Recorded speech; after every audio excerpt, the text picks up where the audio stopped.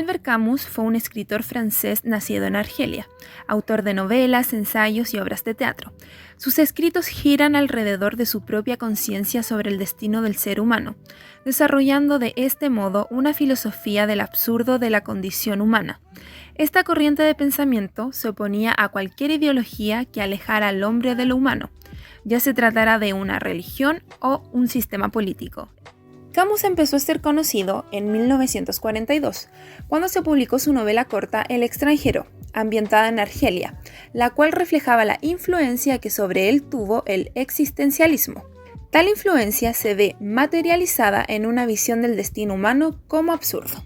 Políticamente fue muy activo. En su juventud abrazó las ideas comunistas, que después abandonó.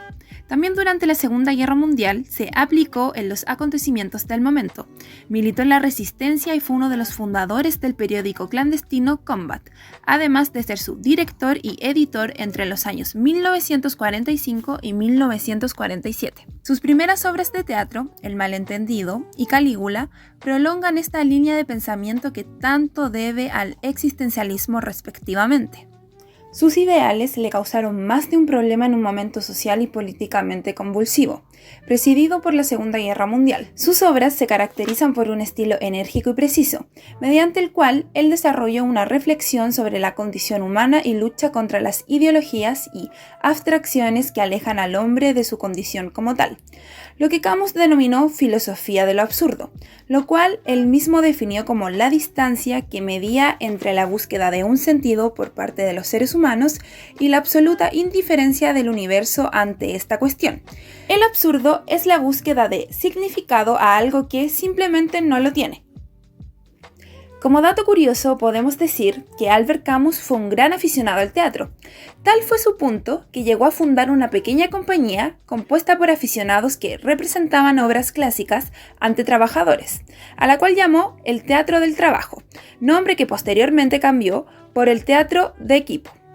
El malentendido es una obra publicada en el año 1944, durante la Segunda Guerra Mundial, en una época donde Europa vivía los horrores de la devastación luego de los conflictos armados que originaron la Primera y posteriormente Segunda Guerra Mundial, consideradas como las mayores tragedias en la historia de la humanidad. Camus deja fluir en el malentendido el sinsentido de la conducta humana, el cual se refleja en la solución final, un extrañamiento absoluto de moral en el tejido podrido de la naturaleza humana, la división del hombre sin Dios, tomando en sus manos la realización de su destino. Era absolutamente descorazonada. Una humanidad sin alma se revelaba a los ojos de un Dios sordo, ausente.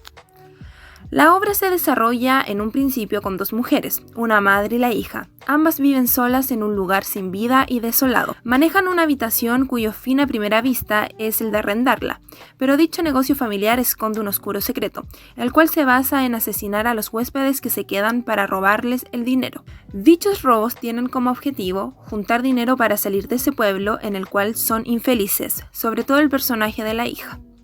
El hijo y hermano de las mujeres, respectivamente, regresa a su casa luego de 20 años de ausencia y silencio.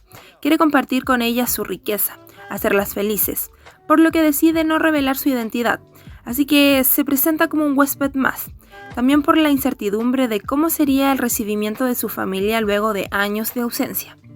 La obra es más que la anécdota, es el estado psicológico que se percibe en los personajes, la situación anímica de la madre y la hija, además de la toma de decisiones en las que se reflejan.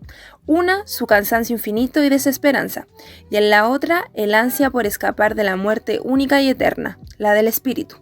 Por otra parte, el contraste con aquella oscuridad de ambas mujeres lo vemos con Jan, el hijo y hermano respectivamente, y también la de su esposa María, quienes están llenos de esperanza, felicidad y cierta ingenuidad ante los sucesos que van a ocurrir en el desenlace de la historia.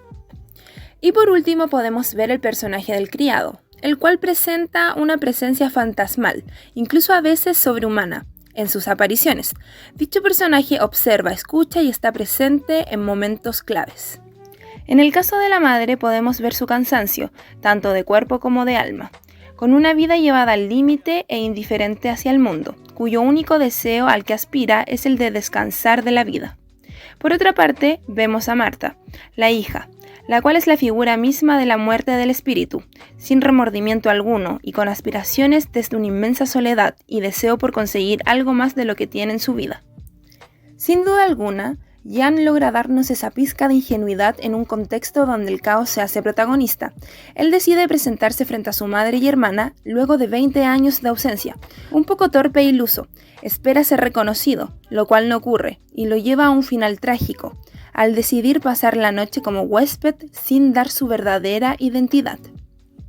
El autor nos muestra mediante su escritura que la figura del hombre se ha quedado sola, de manera fría y descarada.